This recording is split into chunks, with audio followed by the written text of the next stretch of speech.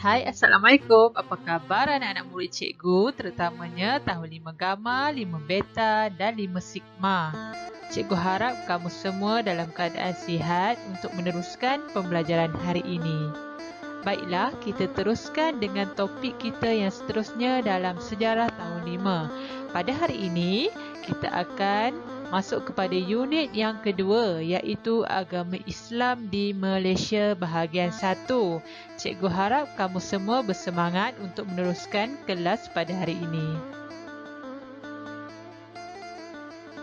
Pada pembelajaran kita pada hari ini, murid-murid akan mempelajari tentang standard kandungan, iaitu 6.2 agama Islam. Pada akhir pembelajaran pula, murid-murid dapat mengetahui tentang latar belakang agama dan kepercayaan masyarakat di Tanah Melayu. Seterusnya, dapat menyatakan tentang sejarah kedatangan agama Islam dalam Kesultanan Melayu Melaka.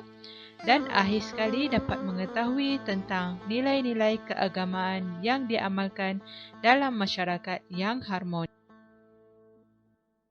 Sebelum meneruskan tentang topik agama Islam, kita fahami dahulu tentang maksud agama. Apa itu maksud agama ya murid-murid? Baiklah, cikgu akan terangkan tentang maksud agama. Agama ialah suatu kepercayaan. Apakah itu kepercayaan? Kepercayaan kepada siapa?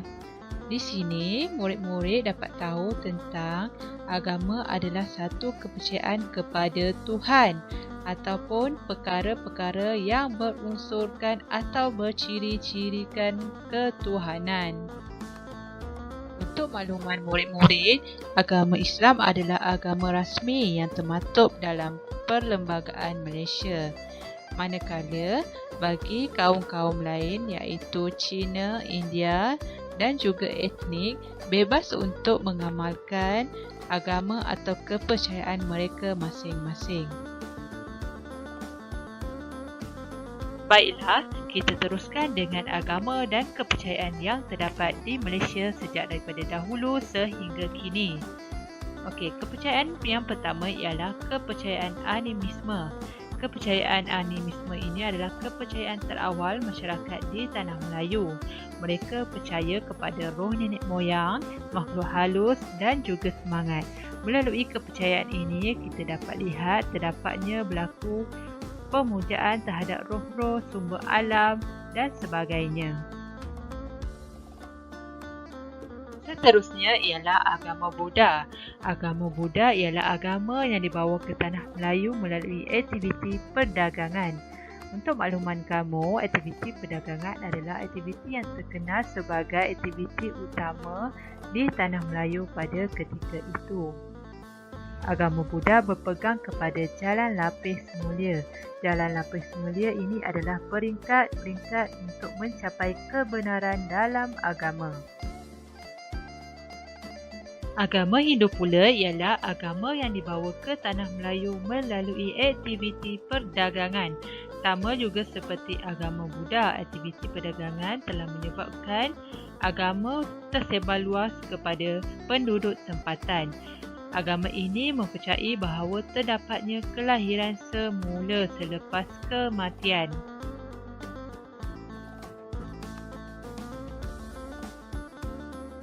Manakala agama Islam pula dibawa oleh golongan pedagang, pendakwa dan ulama ke Tanah Melayu melalui aktiviti perdagangan. Melalui agama Islam, mereka wajib percaya kepada rukun Islam dan rukun iman. Yang terakhir ialah agama Kristian.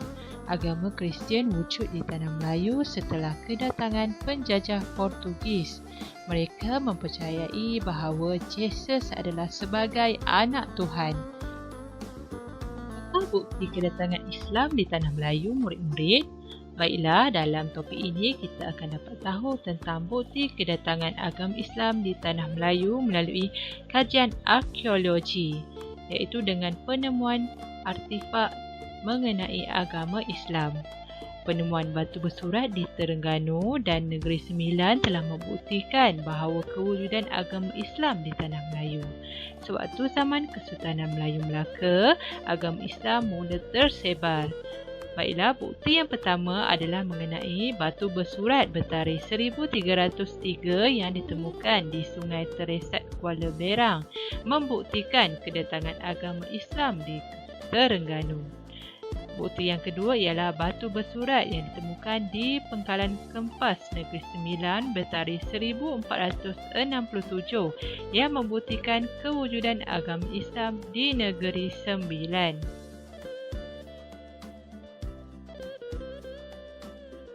Pada awal abad ke-15, Melaka muncul sebagai pusat perdagangan maritim yang terkenal. Pelabuhan Melaka menjadi pelabuhan entrepot dan merupakan destinasi persinggahan pedagang Islam dan pedagang bukan Islam. Jadi, faktor kedatangan agama Islam pada zaman Kesultanan Melayu Melaka didorong oleh beberapa faktor yang mendorong. Baiklah, yang pertama ialah peranan pedagang Islam. Perdagangan yang rancak pada ketika itu telah menyebabkan pedagang dari negara Arab dan India telah menjalankan kegiatan dakwah mereka sewaktu berdagang ke Tanah Melayu. Mereka juga telah berkahwin dengan rakyat tempatan iaitu rakyat Melaka dan menyebabkan agama Islam telah tersebar luas kepada penduduk tempatan. Ulama memainkan peranan penting dalam faktor kedatangan agama Islam pada zaman Kesultanan Melayu Melaka. Menurut hikayat Raja-Raja Pasai, agama Islam disebarkan di Melaka oleh ulama dari Mekah yang bernama Syekh Abdul Aziz. Ulama ini telah mengislamkan raja, pembesar dan rakyat Melaka. Yang terakhir ialah peranan Sultan. Sultan memainkan peranan yang amat besar dalam penyebaran agama Islam. Melalui perkahwinan Megah Iskandar Shah dengan Puteri Raja Pasai telah menyebabkan baginda memeluk agama Islam. Apabila baginda memeluk agama Islam, menyebabkan rakyat turut memeluk agama Islam. Maka dengan itu, peranan Sultan, golongan pedagang dan ulama sangat penting dalam penyebaran agama Islam semasa zaman Kesultanan Melayu Melaka.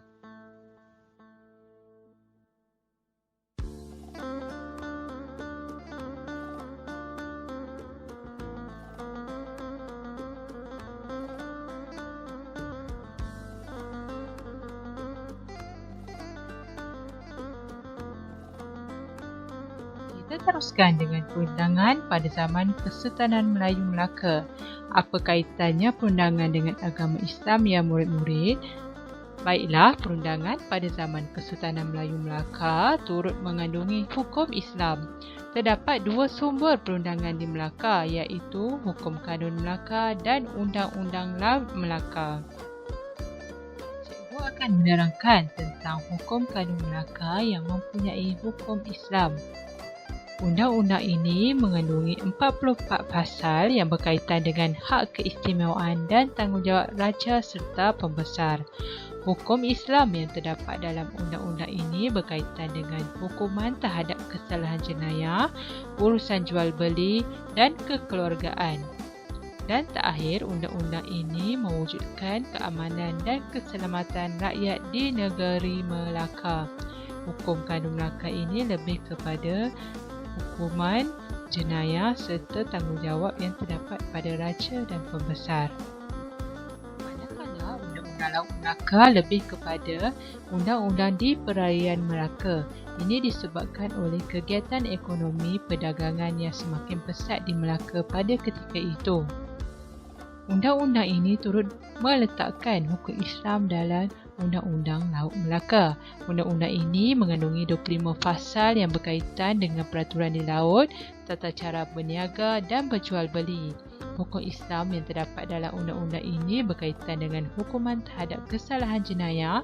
Undang-undang ini melancarkan aktiviti perdagangan dan memberi keyakinan kepada pedagang yang datang ke Melaka. Baiklah, secara keseluruhannya, kita dapat menerapkan nilai-nilai keagamaan melalui topik pada hari ini. Yang pertama ialah nilai kasih sayang. Nilai kasih sayang dapat wujud apabila kita saling menyayangi antara satu sama lain walaupun berbeza agama, iaitu dengan membantu mereka yang memerlukan. Sikap yang seterusnya ialah sikap hormat menghormati, iaitu dengan menghormati agama orang lain. Walaupun kita berbeza agama dan bangsa, dengan adanya sikap menghormati ini dapat mewujudkan keharmonian dalam kehidupan masyarakat Malaysia.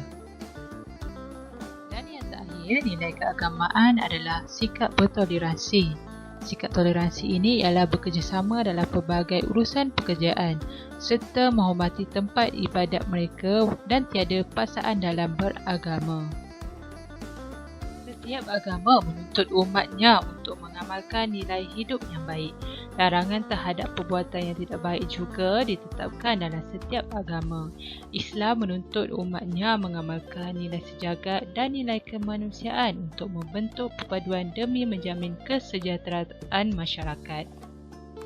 Murid, selesai pembelajaran kita pada hari ini. Kita akan sambung semula topik yang sama, cuma pembelajaran yang berbeza pada minggu hadapan. Cikgu harap kamu semua faham topik yang kita pelajari pada hari ini. Jumpa lagi minggu hadapan. Assalamualaikum.